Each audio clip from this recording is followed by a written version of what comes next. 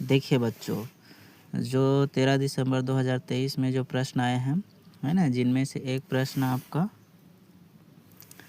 58 में है ना, 64 के सभी गुणनखंडों का योगफल, है ना, 64 के सभी गुणनखंडों के योगफल। तो आप जान जाइए कि बच्चों की गुणनखंड क्या होते हैं। तो गुणनखंड ऐसी संख्या होती है ना, जो 3 या 3 से अधिक संख्या से विभाज्य हो, है ना। या तो हम कह सकते हैं कि गुणनखंड एक और स्वयं के अलावा अन्य संख्या से विभाज्य होती है। तो ऐसी संख्या गुणनखंड कहलाते हैं बच्चों, ठीक है। हर एक संख्या एक और स्वयं से विभाजित होते हैं, साथ ही साथ वो उनके अलावा कोई अन्य संख्या से भी विभाजित होता है, तो वो एक क्या कहलाते हैं, गुणनखंड संख्या कहलाती है बच्चों।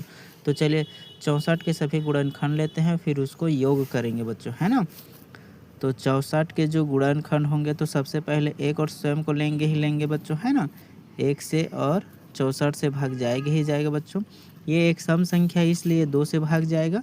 तो 2 से भाग जाएगा तो कितनी बार में भाग जाएगा बच्चों, 32 बार में भाग जाएगा, ठीक है। ये 3 से भाग नहीं जाएगा बच्चों, क्योंकि अंकों का योग जो है 3 6 9 नहीं आ रहा है ना।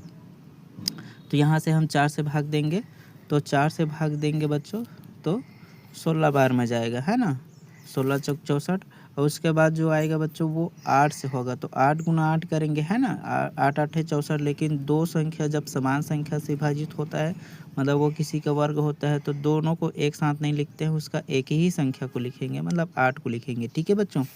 अब हम ध्यान देंगे कि यहाँ पर जो संख्या हमें जो मिलेगा, जिसका यूनिट डिजिट हमारा इस ऑप्शन में अलग अलग है, तो क्यों ना हम इसका यूनिट डिजिट निकालें, तो हम जान जाएं कि इनमें से कौन सी संख्या हमारा सही होगा, है ना।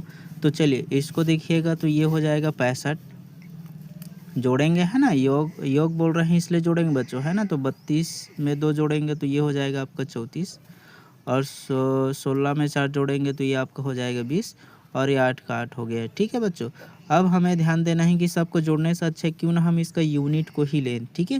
तो यूनिट में क्या हो जाएगा बच्चों, देखो ये 8 है, 8 में 4 जोड़ेगा तो 12 होगा, और 12 में 5 जोड़ेंगे तो 17 होगा बच्चों, है ना। तो यूनिट 7 आ रहा है, मतलब हम सीधा सीधा कह सकते हैं कि हमारा जो ऑप्शन है वो सी सही होगा, है ना। आप इसको पूरा जोड़िएगा भी तो 127 आपको मिल जाएगा बच्चों, ठीक है। तो आप इस तरीके से अपना आंसर मैच कर सकते हैं।